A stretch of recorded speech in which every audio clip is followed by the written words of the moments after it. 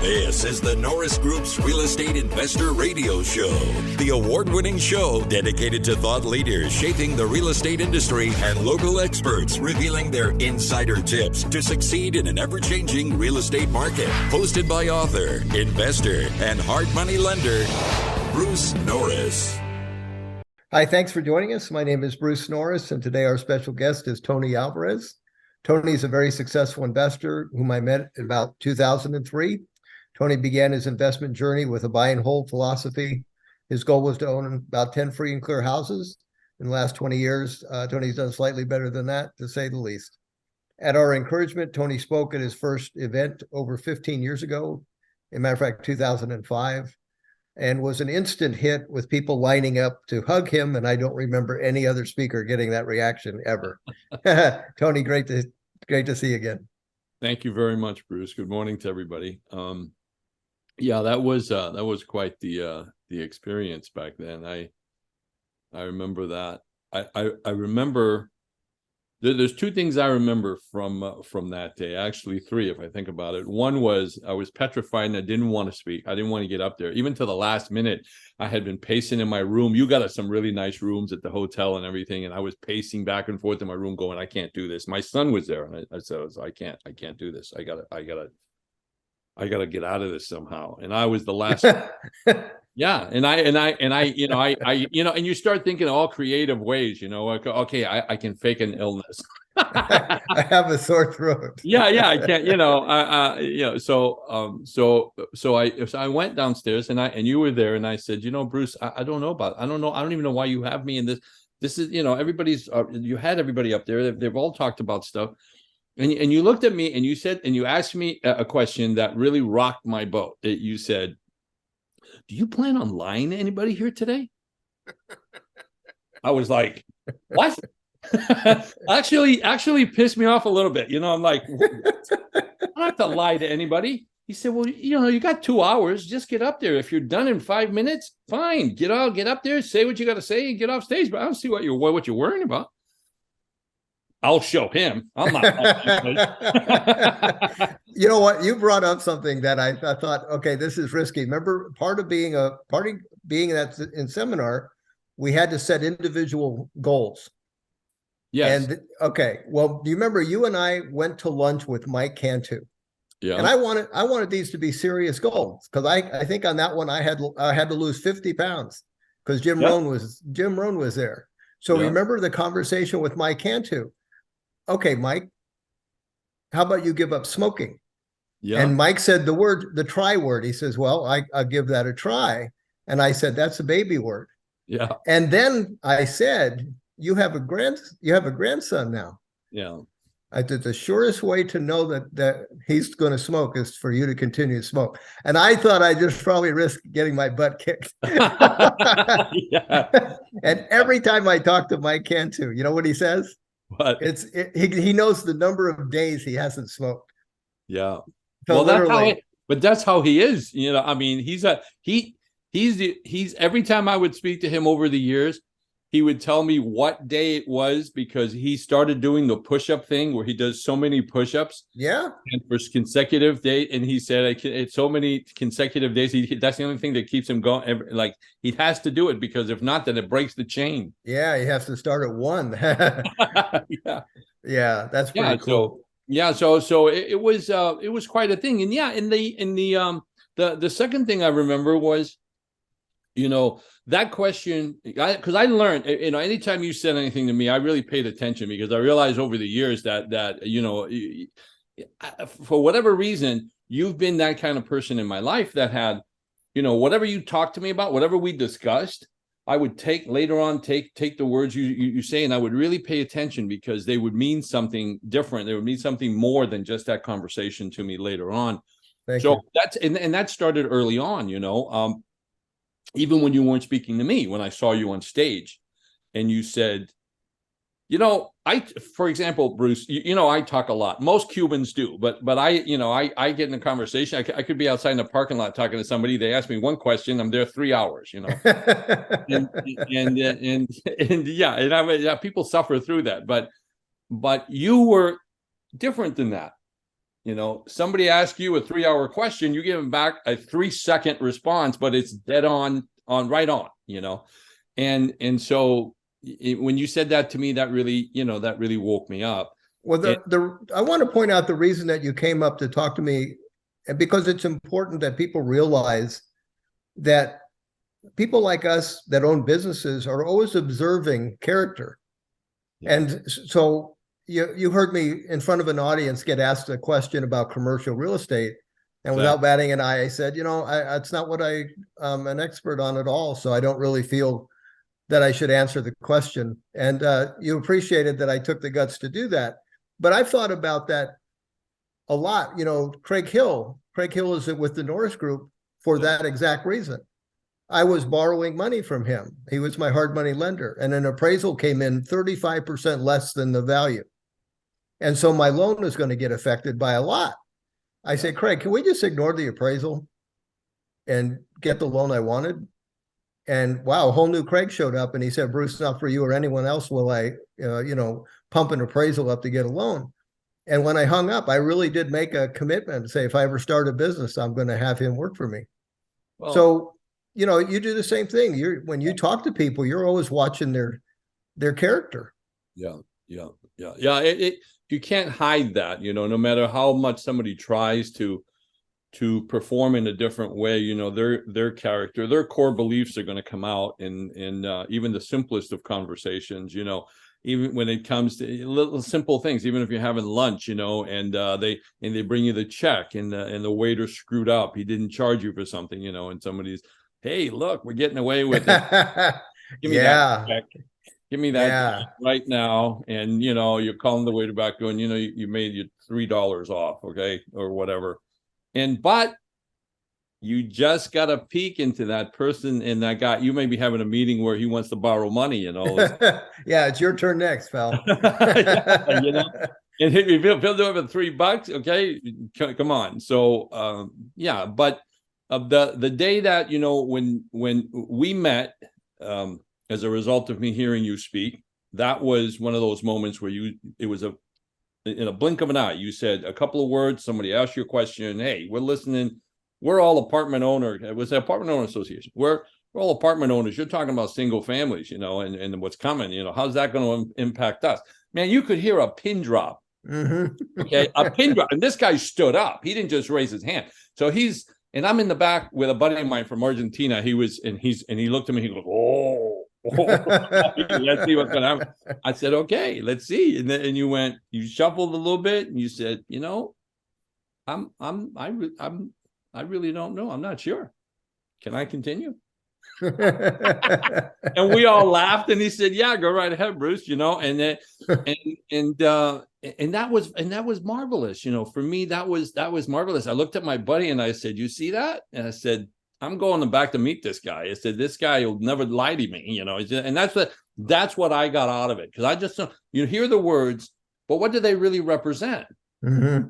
They represent, this is a guy on stage, who's in front of all these people. You would think you can come up with anything to impress them. You could just, even slightly, without lying, you could say, I don't know, it could be the same.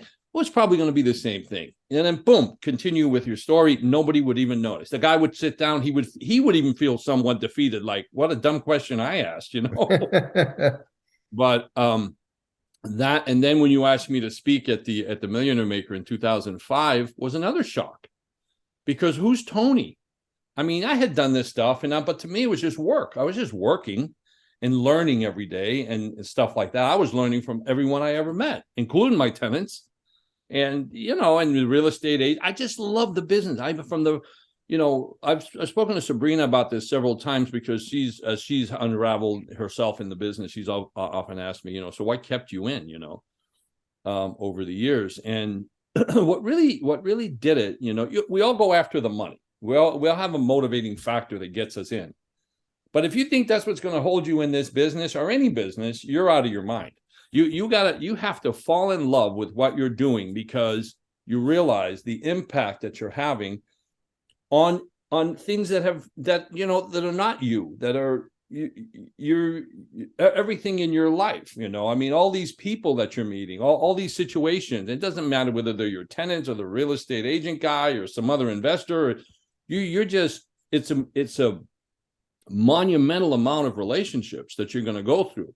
And it kind of reminds me of the old Tarzan movies, he would swing from one tree to the other. He's got the vine, and then, and then, and so there I am. Hey, I want you to come up and speak and tell your story, all that kind of stuff. And I was like, what the hell? What am I going to tell people? I'm going to get up there. I'm going to say, I worked my butt off. Okay. If you want to give 100% of yourself to something, yeah, it might work for you. But now, see, the reaction to you didn't surprise me. Did it surprise you?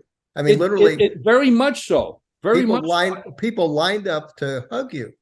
Yes, and that was the thing. I never forget it because the auditorium was like, it went up like that. Yeah. It was on the left-hand side. The minute That's right. it broke, they all went to the left-hand side and they were coming down. I'm like, whoa, what's going on? And and I turned around and they were all like, they wanted to get a hug, they wanted and people were, this is grown men and women with tears in their eyes. I never forget, one guy hugged me and he said, you reminded me of something about my sister. He said, I'm going to call her right now. So he probably had a falling out, or something in their relationship or something.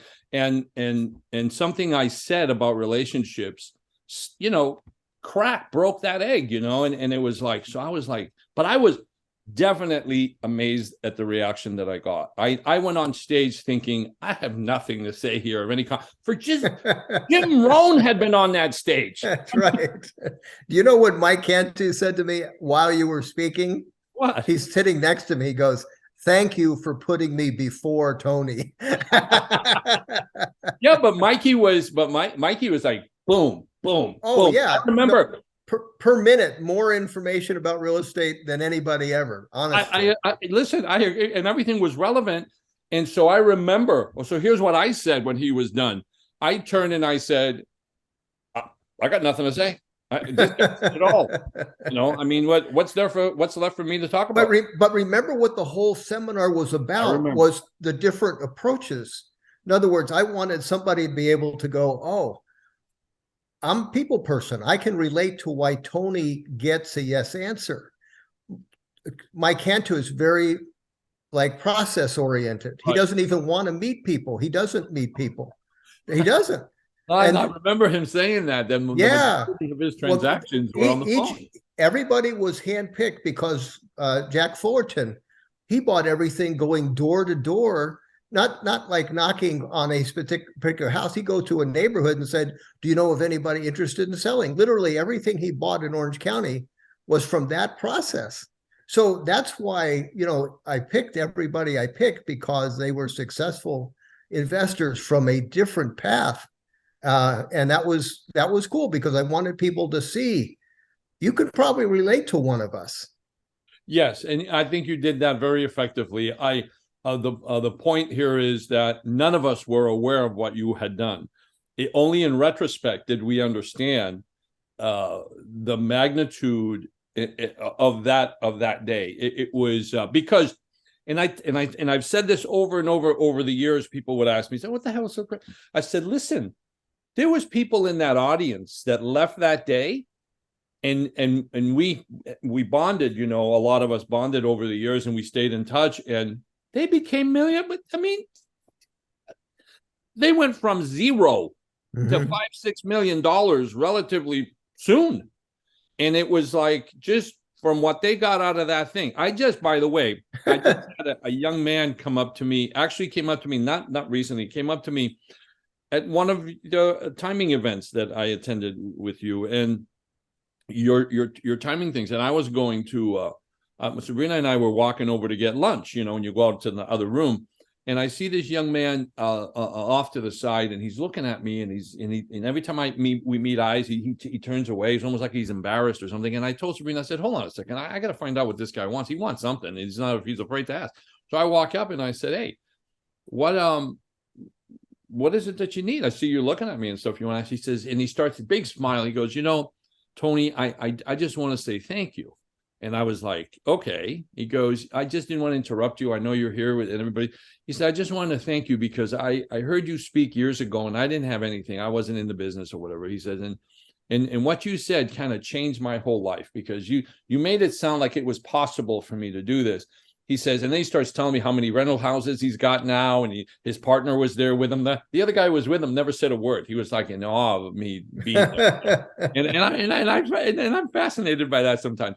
Well, he turns out he's a young. I just saw him at another class I attended recently, a seminar in Florida on taxes, and John Hire, and his name is Derek Harms, and I'm sure a lot of people. Oh, know yeah, him. sure. And he's gone on to be a magnificent. And I mean, but his character is a reflection. His business reflects really the way he sees things, And so I ran into him, and he's doing fabulous. To think that my words had anything to do with that. Well, your words had those effects on us. See, and what you did that day, you brought the best of us together. We didn't have a clue what the heck you were doing, honestly. I mean, all of us were nervous about presenting. None of us were professional speakers. And what I remember about Jack Fullerton, you want to know what I remember about his whole routine? What? Two things. One, how's your leaky bucket? Because I went home and I found a lot of leaks in my bucket. Okay, I remember that. Now that was a simple concept, In other words, he's saying, "Where's your money going?" Because you're making money, but you got to pay attention where it goes. And the other one was the method that he used to buy houses. This guy didn't look for deals. He wasn't looking for discount prices. He's paying market value. Right. And he laughed about it. He said, "Hey, I pay top dollar, but he says I feel silly being on stage with you guys because you're all deal finders and stuff." He says, "That's not me. I'd pay somebody what it was worth." But what were his properties worth? Because he strategically purchased, in the right areas, neighborhoods. So yeah, he didn't hurt for anything for sure. Oh, no. I just thought, I thought that was a very interesting group of skill sets that were so different that somebody in the audience would relate to somebody and go, I'm that person. Yeah. The other thing is, of course, Jim Rohn was there because of the character qualities that are necessary. That was the point of him being there. He had nothing to do with real estate, but he had the ability to bring out the best in me in that field, just because of what he said. So yeah, that was a special event, no doubt about that. That was a lot of fun. I'm curious about something, and I don't think we've ever covered this. I met you in 2003, and you really became known for buying tons of REOs from REO agents. Yes. How did you buy the slug of properties that you already had in 2003? Because I wasn't an REO market after, let's say, 97. It was a market that gradually went up and up. Well, and that's a good point, because I'll be very frank with you. When I first went to the Antelope Valley, they had a lot of HUDs and stuff like that. Everybody was buying on the auctions. You went on it. You had and if you got one word wrong in your offer, they disallowed your offer and all this stuff. And I tried that at the beginning, and I was very disappointed because for that reason, the agent you're using, you had to go through an agent, and the agent would make one bad click on the thing, or and you're out. So I felt like, man, this is a lot of effort. You're going out, you're having to drive, you see all these houses and stuff, and then somebody who's sitting in some computer someplace arbitrarily makes some decision based on something that somebody else did that I can't control. And I thought, okay, this is kind of a clown show, Not that I didn't keep participating. I just had to find the right agent who was conscious of what he was doing, But that led me to understand that there's a difference in the quality of agent, and in the level of knowledge and the level of experience and professionalism. People that care about the money that they're generating, not only for themselves but for their clients. Right. So here's what I discovered in every real estate office. Now we're going back a few years. I don't think it's changed much, although we've got the internet and everything else. I think it's important that I inject one thing. When I got started in this business, there was no internet, no cell phones, no computers. So if we weren't talking one-on-one, if I didn't get in my car, drive down to your office and put my hand in yours, look you in the eye and have a conversation with you, nothing was going to happen. Because you didn't know who I was and you weren't going to be calling me. So now I'm having to talk to these agents. Yeah, I got to find the right agent. This, as a matter of fact, the very first agent that I ran into, just to show you the differences in agents, okay? It was a lady. It was Delia. She's a listing. She had her sign in front of a HUD house. And agents would do that back then. They would put a sign with their name, right? And I call her, and she represents me on this deal. I end up buying it, $37,000 a house, a 3-bedroom, 1 bath on Robina. It cost me $5,000 to fix it, paint and carpet and whatever. Okay, 37 grand for a house that in that moment was worth $100,000, if I just fixed it up. Okay. And it would rent for like $750. The lowest was $650 to $750, $800. I mean, do the math, even if you're paying 14% interest, 6 points, who the hell cares? So she represents me. I call her as soon as I land the deal, and I realized there was on that street, there was 10 other houses boarded up. I'm thinking, oh my God, I landed, in Disneyland. This is great. And there's nobody buying. There's no competition, because most people didn't really understand values. And my background had been as an appraiser, even though I was working at Shakey's Pizza, because when I burned, I lost my trust in myself, my faith in myself, my judgment. So, but anyways, that wakes you up real quick. I got enough gumption to get in that first deal. Once I land that first deal, I'm like, boom, all I saw was money. I was like, this is too good to be true. So I go to her and I say, I want to make 5 offers and blah, blah, blah, and blah, blah, blah. She's just, I'm just going off in all directions in front of her. And I was excited. She calls me up. She says, I need to talk to you, because I had called her that night, and I'm calling her all the way up to 10 o'clock, 9 o'clock at night, She calls me, says, I need to see you tomorrow morning. She goes, I go to see her. She says, I just want to let you know that I don't think I'm the right person for you. Now, I was heartbroken. I'm telling you honestly right now, because I thought, am I that rude or something? She goes, no. You need to explain. I'm a single mom. I've got kids. You're calling me at 9 o'clock at night, and you deserve the attention. If you're going to be buying, it looks like you're really serious about this and you know what you're doing. She said, Tony, I don't want to work that hard because I can't. I got kids I got to take care of. I got stuff to do. You need to hook up with the right agent. And she did the greatest thing for me for the rest of my stay in the Antelope Valley and even beyond. She said, you need to hook up with this guy. And she gives me the name of a broker. And I said, well, who's this? She goes, and she was Hispanic like me. Okay. So please forgive me, because nowadays everybody's so, politically correct and everything. She goes, he's a white guy. I said, oh, I heard there's a lot of those out here. Because there wasn't that many Hispanics. Okay. At that moment, there weren't that many Hispanics. She goes, but he's really good. He's an approved Fannie Mae broker. He's one of the best guys in the Valley.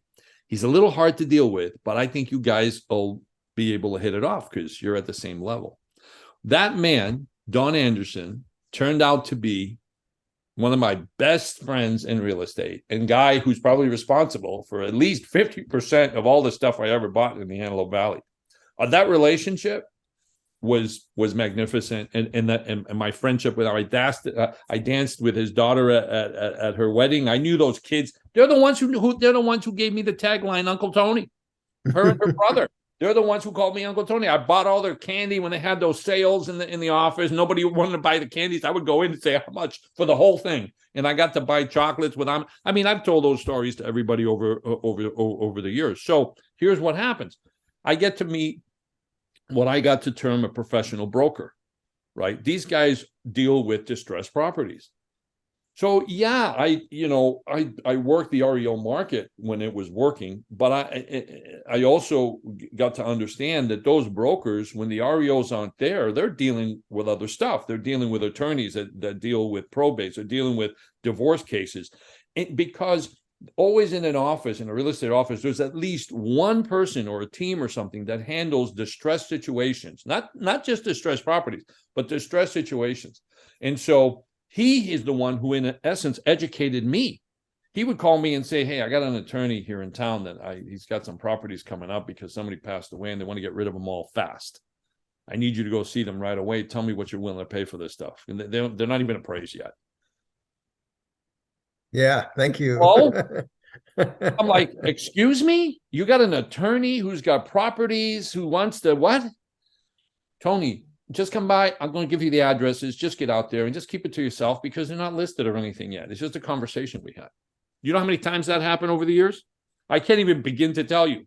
Well, here's another important question. How many other phone calls did he make besides you? Well, here's the thing. At the beginning, keep in mind, because there's a process. At the beginning, when I went to their office, right? Yeah, to get right. my foot in the door, keep in mind, he's got a stock of it. He's got a bunch of other investors. Of course. Yes. Of course. But I had to jump over that hurdle because the very first times I called him on the phone, left him a message, that went on for weeks. I never got a call back. Right. He said, and he even told me, and I'll be very frank with you, and he knows I say this because I told him, I said, I got to tell the truth. I don't want to hide this stuff because it's important for people out there to hear it, especially guys that were in my shoes, right? He says, Tony, when I heard Alvarez, I heard the message, I thought, oh God, this is my gardener wanting to get into real estate. Yeah, that's what he said. That's what he said to me. And I said, you're such a white dude, And he said, well, and the truth of the matter is that he worked with with these agencies that worked with kids, and he mentored kids and stuff, Hispanic kids and stuff, But the truth at his core, he's got certain mindsets, right? He's got certain that he's been brought up, right? He was brought up a certain way. He's got limitations in his thinking, and so do all of us to one extent or another. But who cares? Over the years, he learned a lot. His dad and my dad were very similar people, even though ethnically they were at the two ends of the spectrum, but yet him and I both got the brunts of those personalities, and they were very similar. And so we built this tight friendship, but over time, and it had to do with the way we set up, he got to understand my character. And it comes back to this, Bruce. You can't get away from it. It comes back to situations where my character and my commitment to be a certain type of business person, a certain type of individual came through in my decision-making, right? So what's the deal? I say to him, hey, here's the deal.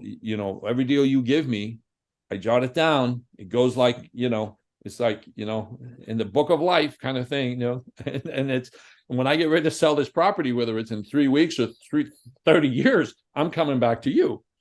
And if you're retired or whatever, and I'm going to pay you a full 6% commission, I don't care. Now, when the market's soaring, right? What's the predominant mindset is how cheap can we get away? If I can get away with selling it myself, right? I'll put it on the internet or something, and I don't have to pay commission to it, and that's fine. But what happens is, here's the market changes. And I'm calling him up. I'm going in there, right? I'm ready to liquidate now. When you finally gave me permission, when you called me that day and said, "Hey, time to sell it all, dump it all," you said to me something like that, and I said, "Wait a second, I'm up $3 million. The market's soaring. Can I just hang on? What about another 6 months? Because the market's going up like 20 grand a week or something." And you said, again, here's this short little brief question you asked me, Tony, and you got my attention because I was like, oh, excited. I said, come on, Bruce. Tony, what? Do you want to sell your stuff to a euphoric market where everybody wants it? Or do you want to sell it when nobody wants it at all? And in that moment, my brain went, and I remembered I failed when I was trying to do more of what wasn't working anymore. And I felt that pain in that moment. I went, thanks, hung up the phone. I got on Sabrina. I said, dump it. We're dumping everything right now. And that was the best decision. Now I want you to know, I saw properties I sold to people.